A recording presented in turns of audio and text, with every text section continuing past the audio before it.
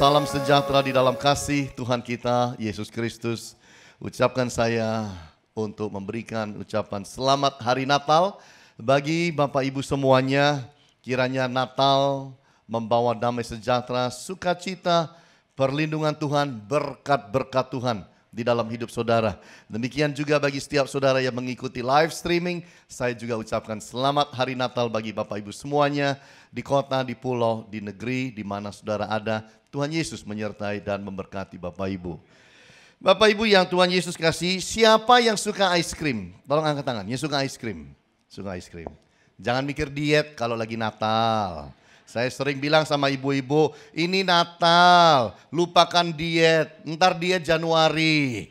Kalau Natal makan saja, yaudah mau apa jalanin aja. Paling-paling naik-naik sedikit kok Bapak Ibu. Nanti kemudian Januari kita turunkan lagi, ya kan? Ya, saya rasa banyak dari kita suka es krim. Kalau kita nggak mikir diet, kayaknya semua kita mau angkat tangan. Lalu kita tanya, mau yang rasa apa? Pasti jawabnya dingin, gitu kan kira-kira. Mau rasa dingin, rasa coklat, rasa strawberry, vanila dan lain sebagainya.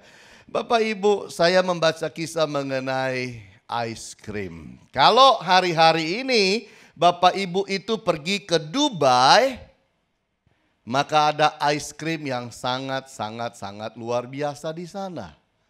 Satu scoop harganya 11.500.000. Itu cuma satu scoop, makan paling-paling 5 menit, menghabiskan 11.500.000. Saya tahu itu kaget. Tapi kemudian ternyata ada lebih mahal. 3 scoop. Scoop pertama, scoop kedua, scoop ketiga. Kira-kira berapa ya? 3 scoop saja. Paling mahal kita makan berapa sih? 100.000 udah kemahalan. Mestinya selesai 3 menit, kita habisin 15 menit. Karena 100.000. Nah ini 3 scoop Bapak Ibu. Mahalnya adalah, tebak berapa? 3 scoop. 3 scoop harganya 350 juta rupiah. Serius. Saudara pergi Dubai, ada restorannya. Mau alamatnya minta saya. Tapi tolong saya ikut ditraktir. Kadang-kadang di dalam Christmas kita itu celebrate. Tapi kita harus ingat siapa yang kita celebrate. Siapa yang kita itu rayakan. Apakah benar Kristus yang kita rayakan? Atau jangan-jangan diri kita yang kita rayakan? Coba, yang dapat sepatu baru Yesus apa saudara? Yang dapat baju baru Yesus apa saudara? Yang makan enak Yesus apa saudara? Kita harus hati-hati. Itu sebabnya kemarin saya itu di Facebook, saya buat satu poster kecil, saya taruh di Facebook saya. Saya bilang, no Christ, no Christmas. Kalau nggak ada Yesus, nggak ada Kristus, tidak ada Christmas. Dengan maksud dan pemikiran supaya teman-teman di Facebook itu memahami bahwa kalau Christmas itu yang difokuskan adalah Kristus. Jangan yang lain-lain. Bukannya yang lain-lain nggak boleh. Tapi kadang-kadang karena kita ngurusi yang lain-lain, kita lupa fokus kepada Kristus. Ini yang kita harus berhati-hati di dalam hidup ini. Nah kalau kita bicara Natal, Natal itu apa sih Bapak Ibu? Orang bilang Natal itu Yesus datang lahir ke dalam dunia, betul. Oh Yesus ada di dalam kandang binatang, saya bilang betul. Oh Yesus lahir daripada seorang anak darah yaitu Maria. Saya bilang betul. Tapi apa sih Natal itu? Oh Natal itu adalah rencana Allah untuk keselamatan manusia. Betul. Tapi apa sih Natal itu? Natal itu adalah sebuah intervensi ilahi. Dan inilah yang saya ingin kita soroti bersama-sama. Divine intervention. Natal bicara mengenai divine intervention. Satu intervensi daripada Allah untuk setiap kita. Itu sebabnya di dalam kehidupan kita bersama-sama kita mau soroti akan tema ini. Kita mau soroti mengenai divine intervention. Yang saya ingin ambil dari Matius pasal yang pertama, ayatnya yang ke-18 sampai ayatnya yang ke-25. Kelahiran Yesus Kristus adalah seperti berikut. Pada waktu Maria ibunya bertunangan dengan Yusuf, ternyata ia mengandung dari Roh Kudus sebelum mereka hidup sebagai suami istri. Karena Yusuf suaminya seorang yang tulus hati dan tidak mau mencemarkan nama istrinya di muka umum, ia bermaksud menceraikannya diam-diam. Tetapi ketika ia mempertimbangkan maksud itu, malaikat Tuhan nampak kepadanya dalam mimpi dan berkata, "Yusuf anak Daud, janganlah engkau takut mengambil Maria sebagai istrimu, sebab anak yang di dalam kandungannya adalah dari Roh Kudus. Ia akan melahirkan anak laki-laki dan engkau akan menamakan dia Yesus, karena dialah yang akan menyelamatkan umatnya dari mereka." Dan hal itu terjadi supaya genaplah yang difirmankan Tuhan oleh Nabi. Sesungguhnya anak darah itu akan mengandung dan melahirkan seorang anak laki-laki, dan mereka akan menamakan dia Immanuel, yang berarti Allah menyertai kita. Sesudah bangun dari tidur, Yusuf berbuat seperti yang diperintahkan malaikat Tuhan itu kepadanya. Ia mengambil Maria sebagai istrinya, tetapi tidak bersetubuh dengan dia sampai ia melahirkan anaknya laki-laki, dan Yusuf menamakan dia Yesus. Nah, di dalam ayat-ayat ini, ayatnya Natal itu tidak banyak. Ayat Natal itu hanya beberapa. Itu sebabnya kalau Natal itu kita menyoroti ayat-ayat yang umum kita sudah tahu semuanya. Yang mungkin dalam perjalanan hidup saudara sebagai orang Kristen, itu ayat-ayat sudah sering kali saudara dengar sebagai khotbah Natal. Seperti yang baru kita baca bersama-sama. Tetapi yang saya ingin maksudkan di dalam pembacaan-pembacaan kita, bahwa Natal itu adalah satu intervensi ilahi. Natal adalah divine intervention. Karena Natal itu membawa kita mengingat satu hal. Seharusnya manusia ini sedang menuju kepada neraka. Kan begitu? Karena manusia itu berdosa, manusia itu sedang menuju kepada kehancuran. Manusia sedang menuju kepada kebinasaan. Kalau dibiar-biarin, semua akan masuk neraka. Itu sebabnya Allah melakukan intervensi di dalam sejarah manusia. Allah melakukan intervensi dengan mengirimkan Yesus datang ke dalam dunia, lahir di palungan, kemudian nanti dia naik ke atas kayu salib untuk menyelamatkan saudara dan saya. Itulah sebabnya saya katakan Natal itu adalah intervensi ilahi. Dan itu sebabnya kita patut berbahagia. Karena Tuhan itu mengintervensi sejarah perjalanan manusia yang menuju kepada kehancuran. Tuhan intervensi. Nah, di dalam ayat-ayat yang kita baca mengenai Maria dan juga mengenai Yusuf, ayat-ayat ini mengajarkan kepada kita bahwa ketika Yusuf tahu bahwa Maria tunangannya itu hamil, padahal mereka belum bersama-sama, Yusuf dikatakan ingin menceraikan, meninggalkan, pisah baik-baik. Menyelesaikan masalah secara kekeluargaan. Kan begitu? Pisah baik-baik. Kenapa? Lah belum apa-apa kenapa dia udah hamil? Kan begitu? Disitulah kita melihat ternyata terjadi apa yang saya sebut divine intervention to correct. Satu intervensi ilahi untuk mengkoreksi sesuatu yang salah pada Yusuf. Apa yang salah? Yusuf bisa berpikir begini, jangan-jangan dia memang ada main nih, si Maria ini. Jangan-jangan memang Maria ini ada orang lain ternyata. Ya udah kalau kau pilih orang lain, aku mundur. Sakit, dan mungkin memang sakitnya di sini. Sakit, tapi ya udahlah, aku akan baik-baik pisah dari dia. Karena ternyata dia itu sudah hamil. Pasti ada orang lain. Di mana ada sejarah manusia hamil bukan karena manusia. Pasti ada manusia lain yang membuat dia hamil. Jadi Yusuf itu mikir-mikir dalam ayat 19.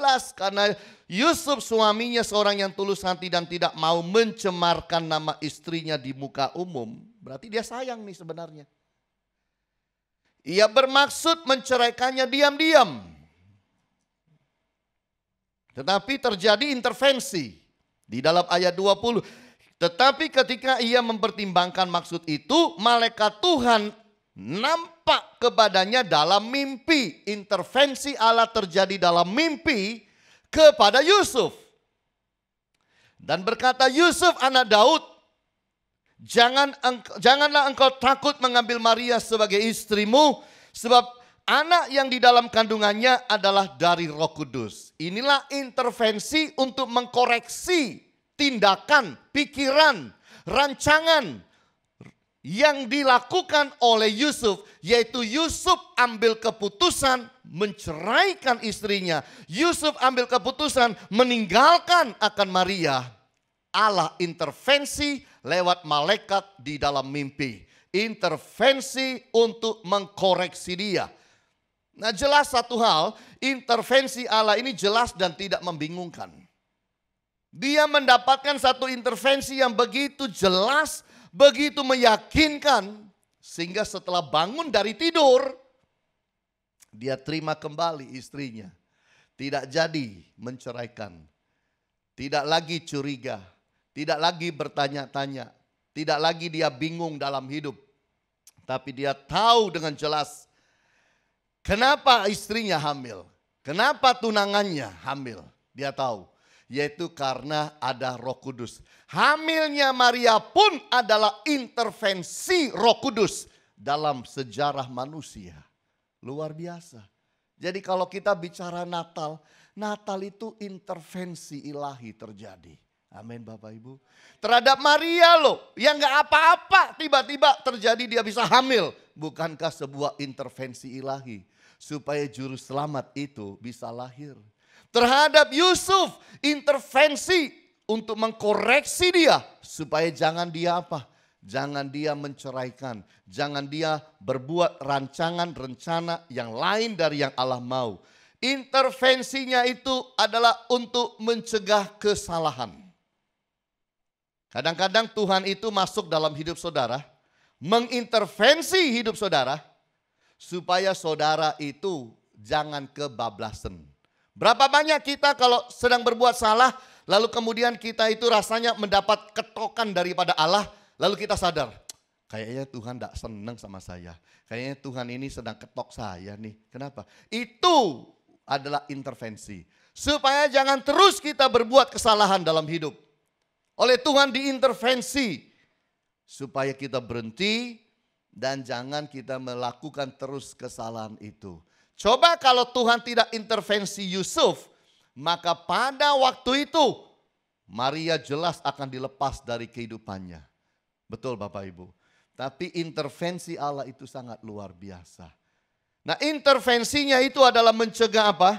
Kehancuran. Intervensi Allah itu adalah untuk mencegah yang namanya kehancuran. Kalau tidak, ributlah ini. Yusuf dan Maria ini pasti ribut. Kalau tidak, pasti di dalam kehidupan mereka dua ini, wah, perang. Mungkin kalau hidupnya zaman sekarang itu sudah panggil lawyer.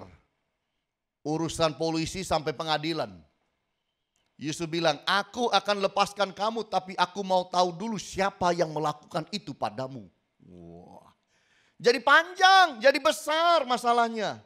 Intervensi Allah lewat mimpi. Malaikat datang lewat mimpi. Menyelesaikan masalah itu. kehancuran antara Yusuf dan Maria tidak terjadi Bapak Ibu. Karena intervensi.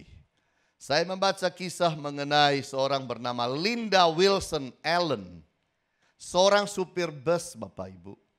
Di San Francisco di Amerika Serikat. Dia sukanya setir bus. Tapi dia ini walaupun wanita dan setir bus yang besar. Dia ini hebat. Karena dia selalu belajar untuk cari tahu siapa yang naik ke busnya, yang sering naik. Yang tiap hari naik. Umpama jam 7:15 tiap hari jam 7:15 kalau lewat daerah situ mesti si nenek tua ini datang. Wah, dia cari tahu namanya. Lalu kemudian dia belajar kenal.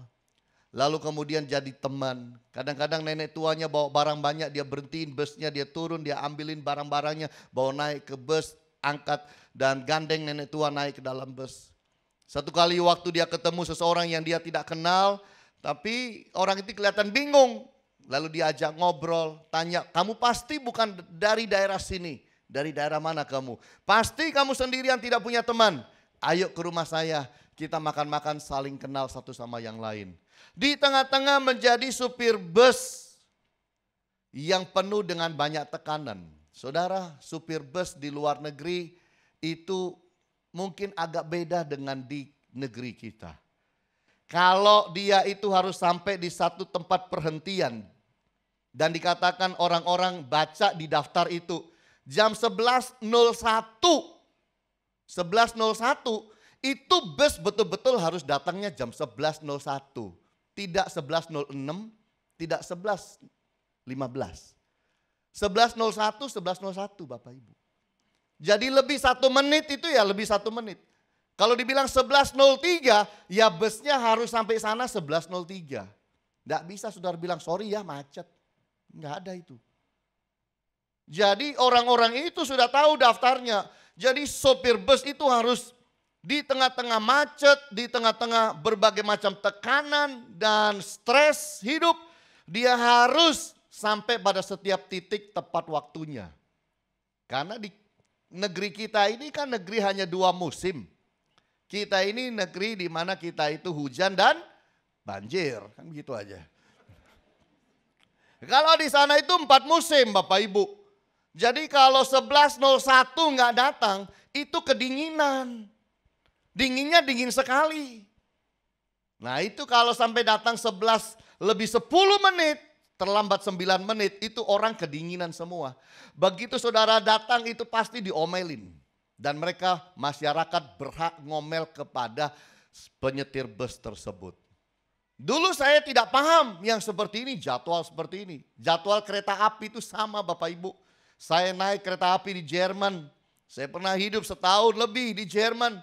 Saya bingung, kereta api berangkatnya jam berapa? Katakan jam 11 lebih 6 menit. Loh kenapa sih lebih 6? Pas noai lebih 10, kan begitu. Kalau mau gampang lebih 1/4, kan gampang. Tidak, lebih 6 menit. Begitu lebih 5 menit, tidak kelihatan moncong kereta api tersebut. Begitu 11.06, kereta api ada di situ Bapak Ibu. Dan mereka hanya berhenti 1 menit atau 2 menit jalan lagi. Jadi tepat waktunya itu luar biasa. Di sini kita janjian sama orang. Janji jam 11, datang jam berapa? Datang jam 12. Itu pun gak pakai minta maaf. Kalaupun lihat kita cemberut dia cuma bilang, alasan utama dan klasik adalah macet. Siapa bisa melawan alasan itu? Macet Pak. Bu, macet Bu. Mau bilang apa? Iya kan? Tapi di sana tidak ada yang seperti itu. Jadi si Linda Wilson ini menjadi orang yang bukan hanya supir bus, tapi memperhatikan siapa yang naik. Dan membagikan cinta kasihnya kepada mereka semua. Lalu ditanya oleh koran San Francisco, kenapa kamu bisa jadi supir bus yang berbeda dengan supir bus yang lain? Dia bilang, karena setiap pagi saya selalu berdoa 30 menit mencari Tuhan. Kasih Allah membasahi hatiku sehingga aku bisa hidup dan menjadi berkat. Ini. Di dalam orang-orang itu mengalami berbagai macam stres hidup, persoalan hidup. Dia intervensi dengan cinta kasihnya untuk mengasihi orang-orang yang dia layani dari hari ke hari. Kita harus bersyukur kita punya Yesus yang mau intervensi di dalam perjalanan kehidupan akan setiap kita. Kita mau berterima kasih bahwa seharusnya kita ini orang-orang yang harusnya tidak pantas terima berkat-Nya. Tidak pantas hidup baik. Tapi Dia buat kita jadi baik. Karena Dia intervensi kita, Dia koreksi kita di dalam hidup ini. Mari Bapak Ibu, kalau Tuhan sedang koreksi hidup saudara, karena sesuatu yang saudara lakukan, berubahlah, taatlah, jalanilah di dalam hidup ini. Amin. Yang kedua kita mau lihat bersama-sama bahwa tujuan intervensi Allah yang kedua adalah divine intervention to test. Bahwa Allah itu mengintervensi itu untuk menguji. Sama yang terjadi kepada Yusuf. Yusuf mengalami sebuah intervensi Allah. Diam-diam malam mimpi. Udah mikir-mikir mau ceraikan istrinya. Kemudian dia mimpi. Tuhan bilang jangan lakukan itu. Karena dia sedang mengandung dari Roh Kudus, bukan manusia. Di situ dia merasa lega. Dan tetapi di dalam semua ini intervensinya itu sangat luar biasa. Maka saudara kita kalau melihat kepada Yusuf, dia itu diintervensi Allah untuk diuji dia. Sampai di mana besar hatimu Yusuf? Terima akan Maria. Sampai di mana kamu Yusuf? Untuk kamu itu mentaati aku. Inilah intervensi-intervensi yang terjadi pada waktu itu. Sampai dikatakan waktu Herodes sedang marah besar. Dapat mimpi, disuruh pergi ke Mesir. Dijalani oleh Yusuf. Ini sesuatu yang indah. Nah, intervensi itu adalah untuk menguji kepercayaan. Kadang-kadang itu terjadi dalam hidup kita. Kita lakukan sesuatu, Allah intervensi kita, beri kita pengertian, baca ayat-ayatnya loncat kepada kita. Wah, apa ya maksud Tuhan? Oh, kayaknya Tuhan mau saya begini. Kayaknya Tuhan mau saya begini. Apakah kemudian kita lakukan di dalam hidup kita? Ini. Intervensi itu adalah untuk apa? Menguji ketaatan saudara dan saya. Seringkali kalau Tuhan intervensi dalam hidup saudara, tiba-tiba dapat satu pengertian daripada Allah yang maha besar. Apakah saudara mau mentaati? Kadang-kadang saudara mungkin diberikan suatu hati nurani yang bicara dengan keras kepada kita. Apakah kita jalankan itu? Atau kita bilang, apa sih itu? Nggak usah dipikirin. Itu kan cuma satu suara aja. Hati-hati, kadang-kadang Tuhan bicara pakai hati nurani kita. Intervensi Bapak Ibu. Intervensi untuk menguji kita. Kadang-kadang Tuhan uji kita. Dia bawa orang-orang tertentu di dalam perjalanan hidup kita untuk supaya apa? Dia lihat bagaimana kita memperlakukan orang-orang. Intervensi itu juga adalah untuk menguji karakter. Disinilah Yusuf itu dilihat. Gimana sih karaktermu waktu engkau sedang mengetahui bahwa Maria itu mengandung. Lalu kemudian setelah mendapat mimpi, gimana sih reaksimu? Gimana sih karaktermu itu? Nah ini, terhadap apa yang firman dia dapatkan, mimpi yang dia dapatkan. Jadi mari di dalam hidup ini kadang-kadang Bapak Ibu, saudara sedang jalankan sesuatu yang baik rasanya. Tiba-tiba itu ada intervensi. Itu langsung tanya Tuhan, kok ngalamin gini sih Tuhan, kenapa? Jangan-jangan intervensi memang. Jangan-jangan. Seorang bapak pulang dari kantor sampai ke rumah, lapor pada istri, aku dipecat. Sedih dia. Istrinya justru menghibur, tenang aja. Ini berarti kamu kalau dipecat sekarang punya waktu nulis buku. Kamu kan kepingin nulis buku katanya. Nulis dong. Lah kalau saya nulis buku, kita makan apa? Istrinya bilang tenang. Setiap bulan kau kasih aku gaji. Aku selalu simpan sisanya. Tabung. Sekarang kita coba hitung. Ambil celengannya dihitung. Cukup untuk hidup setahun Bapak Ibu. Ternyata bisa hidup setahun. Sudah nggak usah mikir apa-apa. Dalam sekarang ini kamu tulis buku. Kita makan dari uang tabungan yang ada. Maka dia melakukan nulis buku. Tulis buku. Bukunya jadi. Ternyata bukunya itu menjadi sangat terkenal. The Scarlet Letter. Lalu menjadi sebuah film. Orang yang tadinya dipecat. Dan merasa, Tuhan kok begini sih sama saya? Tuhan ini loh, hidup saya baik-baik, kok tiba-tiba saya dipecat? Gimana sih Tuhan intervensimu? Mendatangkan sesuatu yang tidak baik dalam hidup. Tapi setelah dia ikuti semua, dia bisa bilang, Tuhan terima kasih. Terima kasih dulu aku dipecat. Kalau tidak sampai hari ini aku jadi karyawan. Kan begitu. Terima kasih aku dipecat. Terjadi satu intervensi dalam hidupku. Yang ternyata itu di belakangnya adalah engkau. Sehingga aku bisa nulis buku. Lalu bukuku jadi terkenal. Lalu buku itu menjadi film. Dan dia menjadi orang yang sangat diberkati. Bapak Ibu, kalau di dalam hidup ini terjadi intervensi, hati-hati.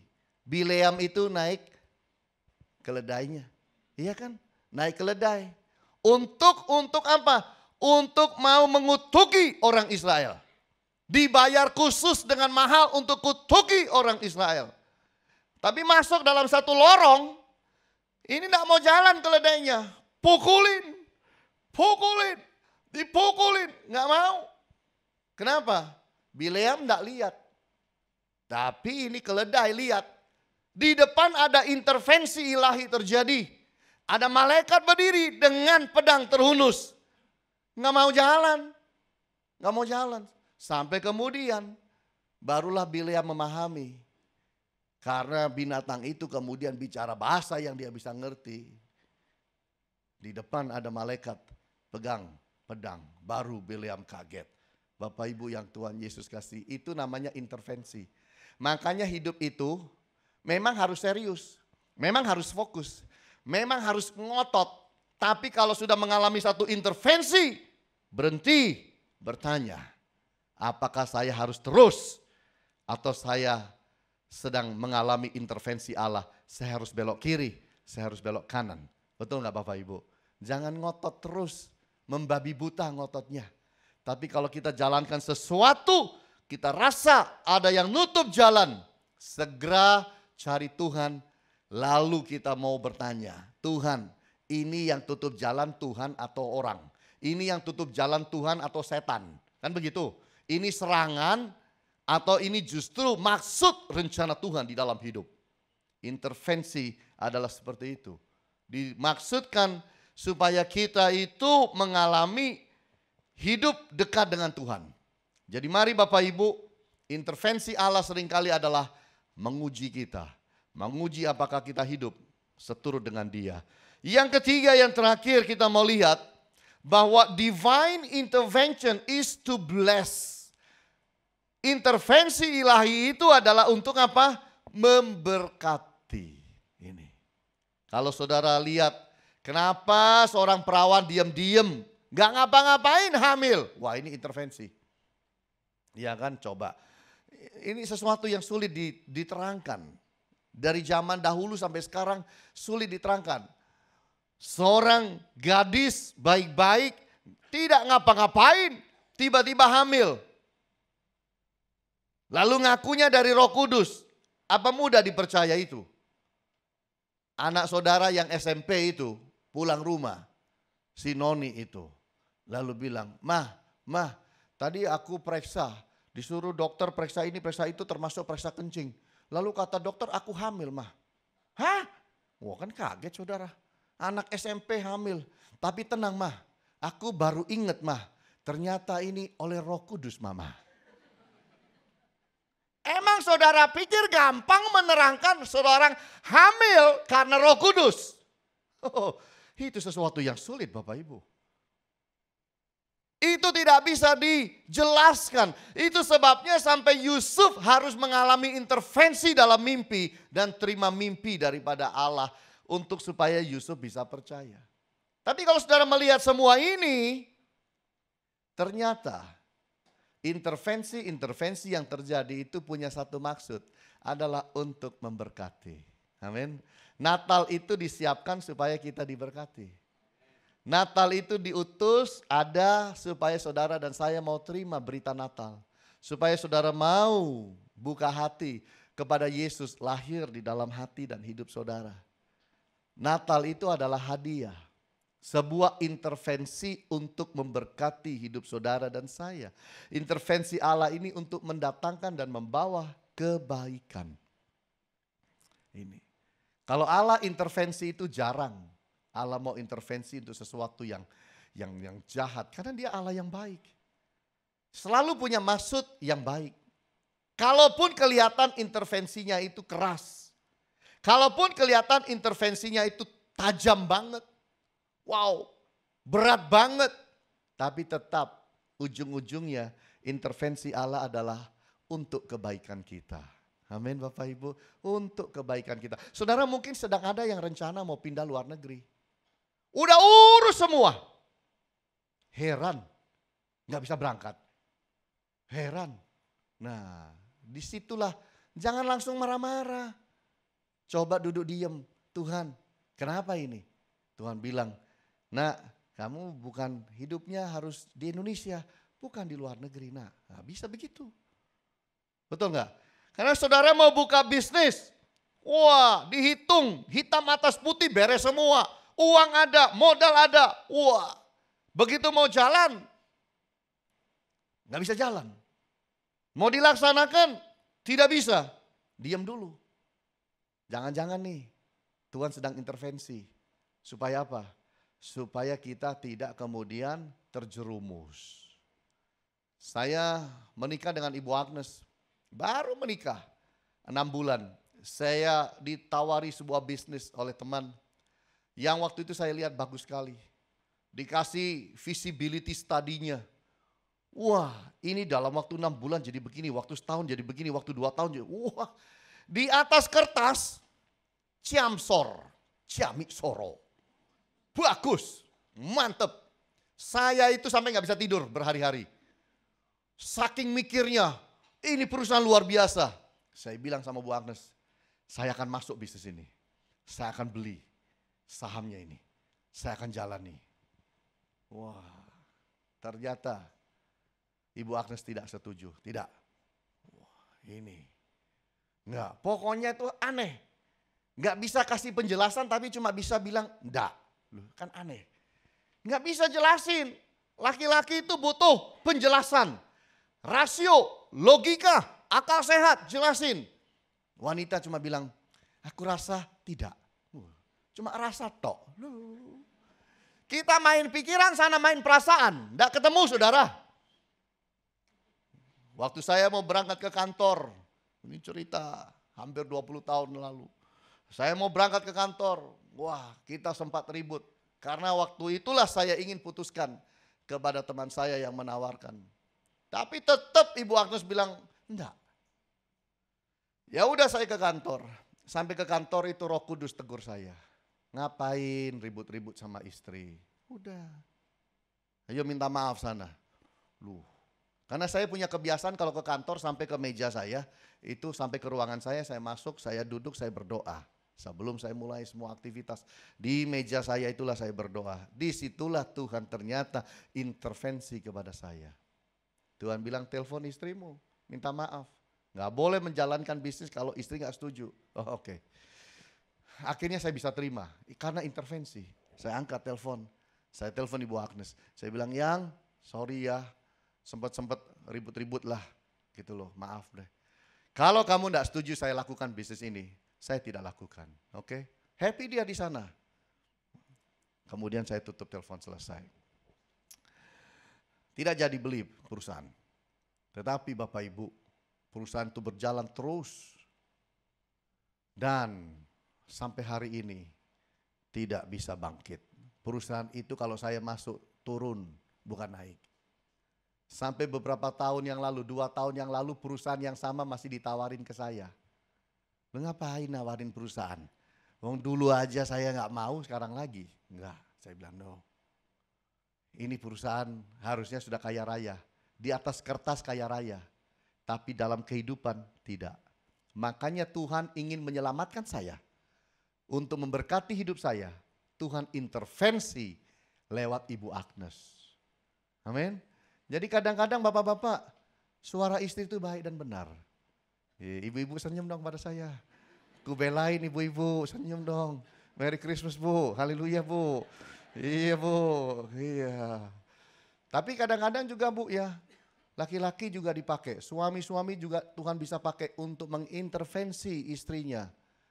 Supaya apa? Supaya menjadi sesuatu yang baik. Tuhan bisa pakai siapa saja. Karena maksud Tuhan satu, mendatangkan kebaikan dan berkat dalam hidup saudara dan saya.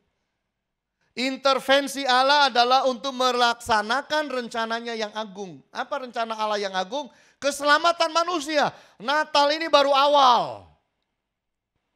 Tapi setelah itu akan disusul dengan Paskah.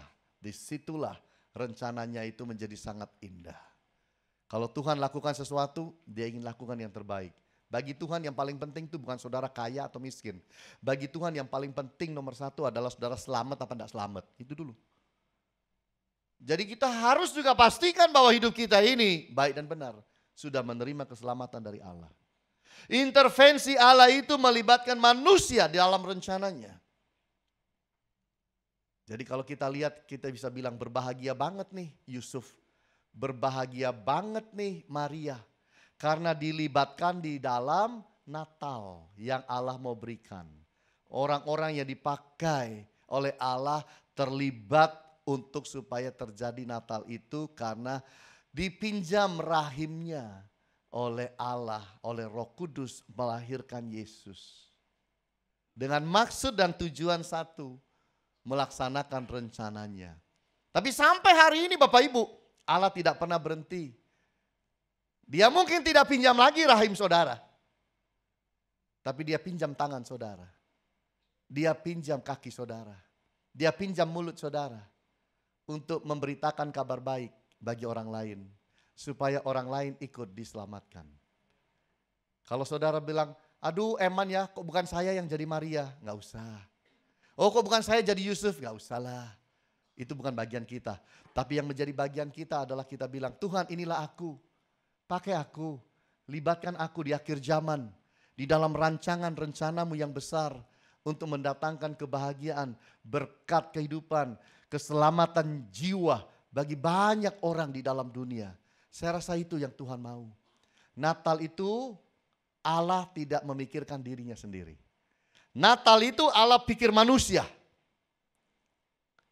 Jadi Natal 2015, jangan saudara pikir diri sendiri. Natal itu mikirin orang lain. Minimal mendoakan orang lain. Minimal tidak ganggu hidup orang lain. Minimal tidak menghancurkan hidup orang lain. Tapi kita memberkati kehidupan orang lain. Natal itu menolong orang menerima Kristus di dalam hatinya. Itu Natal Bapak Ibu. Bukan sekedar makan, minum. Boleh-boleh aja. Boleh-boleh. Tapi jangan lupa bahwa Natal itu bukan yang kayak begitu-begitu. Natal punya arti dan maksud yang sangat dalam di dalam hidup ini. Yaitu manusia diselamatkan oleh Allah. Intervensi Allah. Izinkan Tuhan pakai saudara untuk mengintervensi hidup orang lain. Untuk membawa mereka kenal kepada Kristus. Dan dengan demikian hidup kita pun menjadi berkat sama seperti Maria dan Yusuf yang Tuhan pakai di dalam hidup ini. Jadi intervensi Allah adalah untuk mengkoreksi kita kadang-kadang. Untuk menguji kita. Untuk memberkati kita. Dan memakai kita menjadi berkat bagi orang lain. Tuhan Yesus berkati. Merry Christmas bagi Bapak Ibu semuanya. Haleluya. Amin.